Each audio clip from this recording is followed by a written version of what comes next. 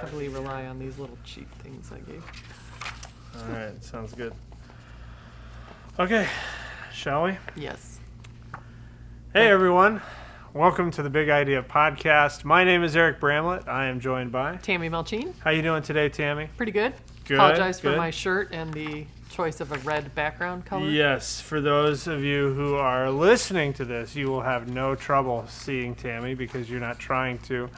But if you're watching, there's some color matching going on. This is not red. Well, that's not red either. Yeah, that's no, like So I may just be the floating yeah. head right now. Well, either way, I don't know if either thing puts you in the Christmas spirit, but that's where we're headed. All right. Because we're talking about Christmas. Well, if this is looking red, I'm more Christmas than you are. That's true. That's true. But it's really orange, so. I mean, these colors could be like that sort of like light blue, wintry kind of the thing. 60s Christmas. Yeah, right, exactly. Like with the silver Christmas tree. You're so retro. Which is perfect because we're doing the series. BC, before Christmas. Wow, we are good at this. We are doing a series that is called Before Christmas. BC, Before Christmas. And why in the world are we talking about Christmas like this? What is the overall series big idea, Tammy? We need to know. We need to know. Oh, we don't have a big idea statement for series. But the concept for the series is that the Old Testament, before Christ, contains a bunch of prophecies about Jesus. And so in this series, we're gonna look at those Old Testament prophecies that have to do with the actual Christmas story, which there are 4 of them. Convenient. And how many weeks in the series? Oh, it's 5. You'll have to wait and see what happens with the last one. But so 4 weeks in, 4 prophecies we're going to look at. So we'll use the context of what was happening in the prophets' world during that time to relate, like kind of the problem that was happening in their day to a similar problem happening in our day, and how Jesus is the answer to all of it. I love it. All right, so we know the drill with Christmas. It's important. It is something that attenders value. It is a huge opportunity to bring people who don't normally attend frequently, who show up because they think they're supposed to.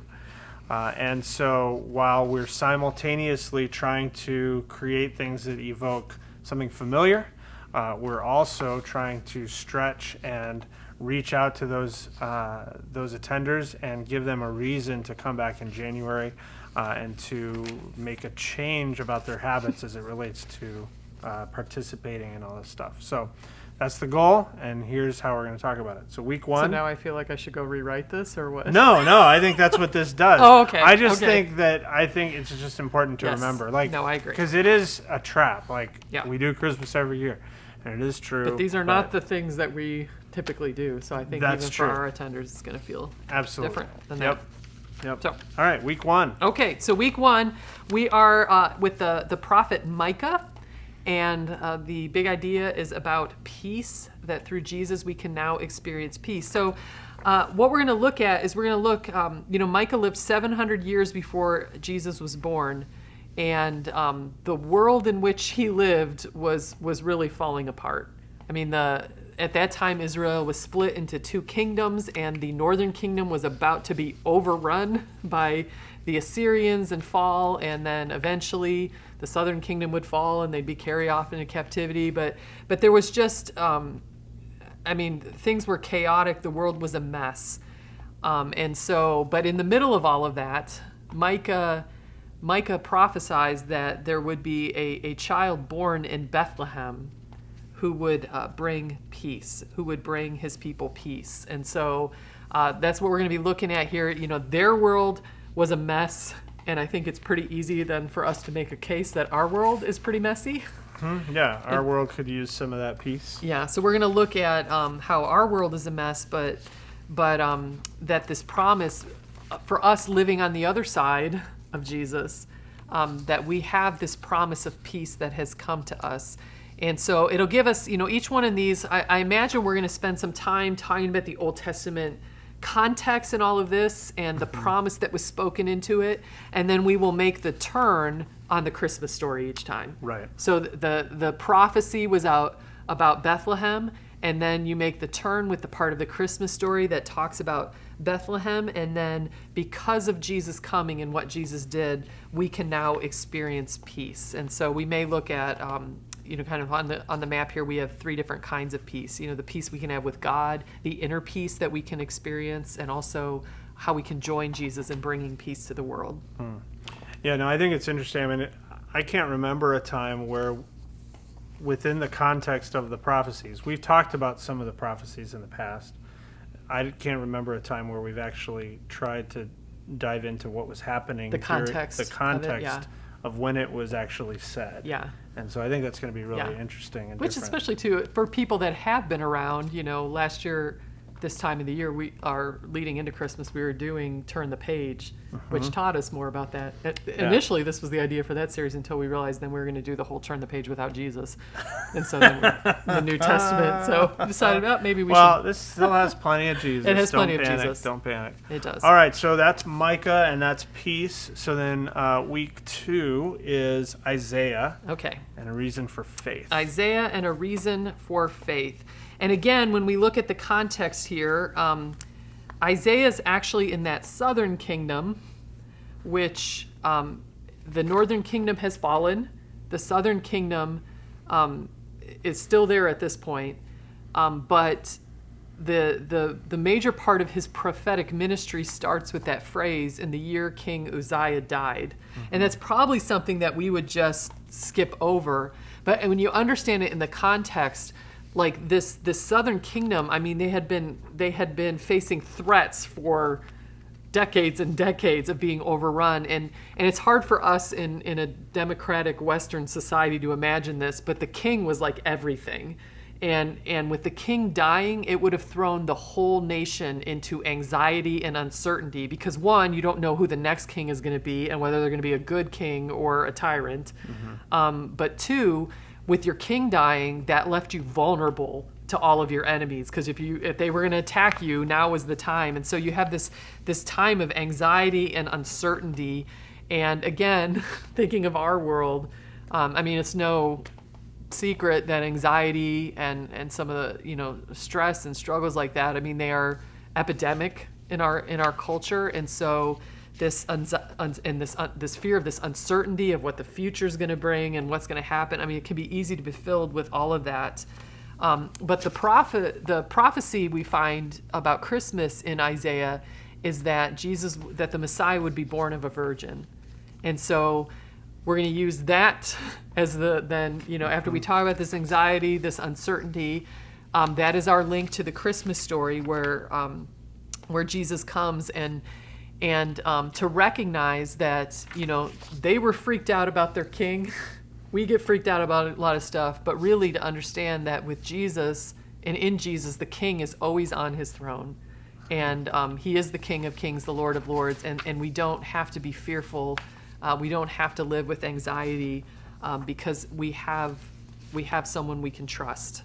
And so that's kind of where we're going with that. How much of this I noticed you've got like David's throne is a part of that prophecy. Like how much of this gets into that? I think we're saving that because that for later? Okay. That's the next prophecy. Got so it. we're going to stick on I was getting ahead of myself. I just wanted to make sure. We're going to stick on it because when we had the idea for the series too, I didn't realize that the majority of the prophecies in the Old Testament about Jesus have more to do with his death and his, but it felt like we wanted to stick to the Christmas story with this one. And so, so we're only going to hit that part of it because the next week we're going to hit the From the Line of David. Beautiful. All right. Well, then without any further ado, let's go into that. So week 3 then, we're looking at Jeremiah. Yes. And he speaks to a vision of hope. Vision of hope. And some of these prophets, they somewhat overlap. And so he's also in this southern kingdom, but Jeremiah is, like during the time that he lived, he saw the writing on the wall and that the southern kingdom was going to fall, and he was warning the king, but the king only wanted good news. And so he like pretty much, he pretty much kind of cast Jeremiah out, and he actually throws him in jail. Oh, sure. And so Jeremiah is like, nobody will listen to him. He knows this destruction that's coming. He's kind of suffering for trying to speak truth. And it's interesting, though, those are his circumstances in which he pens what are some of the most hopeful words in the Old Testament. And so in his prophecy, he talks about this Messiah who would come from the line of David. And so, again, in the middle of these dire circumstances, this voice of hope. The days are coming, declares the Lord, when a righteous branch will come from David's line. And so, again, we're going to look at that in that, looking at Jeremiah, a lot of us maybe are finding ourselves in circumstances that we feel discouraged, we feel defeated, we feel like nothing is working out. And yet, for us too, because of Jesus, there are words of hope, and there is hope. And so the problem we will be looking at is that discouragement, that sense of feeling defeated. But in Jesus, our hope for the future is secure, that he is our righteous Savior. Love it. All right. I love it. All right, so then we're getting closer and closer to Christmas.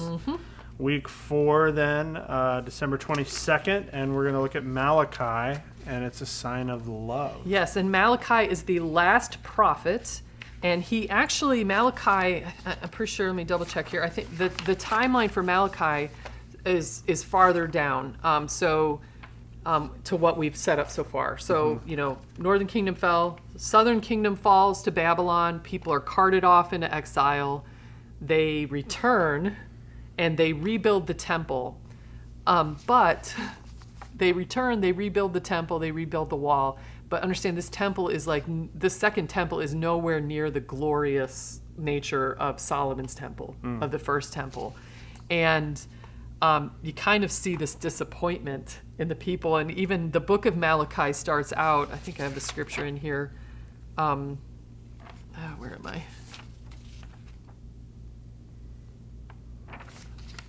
I can't find where I put it. But the book of Malachi starts out with, here it is in the description. It starts with, the word of the Lord came through Malachi. I have loved you, said the Lord. But you ask, how have you loved us? It's just kind of that sense of... I'm not arguing that you haven't. I'm just looking for some description as to how. Well, but I mean, I think actually they, kind of looking at what their lives were based on what they had imagined. And, you're looking at this like half a shell of a temple of what it was before. They're just filled with disappointment. They're doubting that God really loves them and that they're really his people. And so Malachi is speaking into that circumstance where people are feeling disappointed. And we can probably do something fun about the worst Christmas gift you ever got, being disappointed, that kind of stuff with that. Yeah. But Malachi we can get the teaching pastors to wear Ralphie's there you go. bunny outfit there you that go. he has I like to wear. That. It's the only natural choice. Yeah. So, yeah.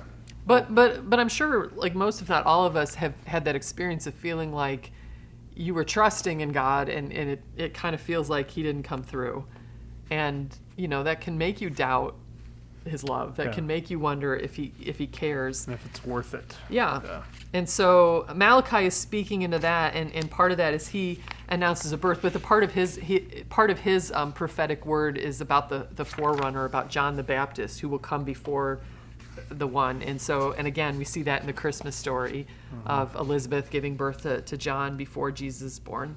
And so kind of the refrain, I think Ian came up with this, if you've ever doubted you are loved, look at the cradle and look at the cross. So that might play into this kind of tying both the Christmas story, but then the larger good news of Jesus into that week. I dig it.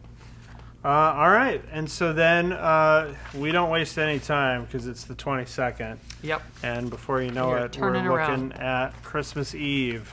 For many, the 23rd and the 24th, but for sure the 24th.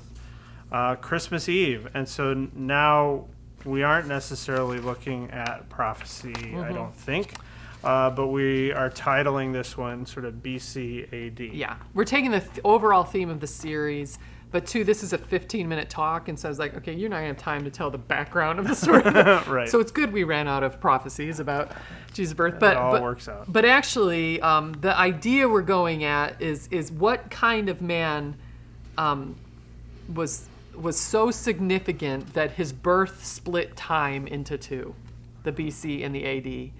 And I mean, we're still waiting to see what we get from the researcher on this as well. But we also have a previous community message that we did that was based on a book, Who is This Man? By John Ortberg. Interesting enough, we did it leading up to Easter when we did it before. But it's this whole talk about how Jesus had impact on every aspect of society and culture, and and things that we've long since forgotten that was the that changed source. after Jesus walked among us. And so we're thinking about maybe going drawing from that idea of this is how significant his impact on the world has been. But it all started on a rather ordinary night in a remote little town called Bethlehem. And so I can imagine us starting more big and then coming down to the Luke 2 Christmas story. And because the baby that we celebrate during this season is the God who changed the world. Mm-hmm.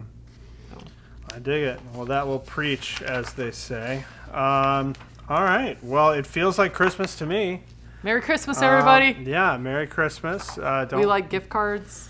Yes, absolutely. Gifts are a big deal at Christmas, I hear. I've heard that. I'm excited. I hope you are too. I think it's going to be a great series and just a nice off-speed pitch, something we've never done it quite like this before. So that's an exciting place to be.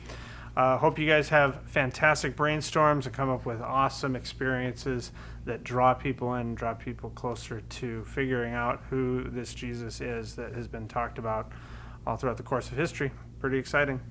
Tammy, anything else? No, I think that's good. All right. Thanks, everybody. Thanks, everyone. So long.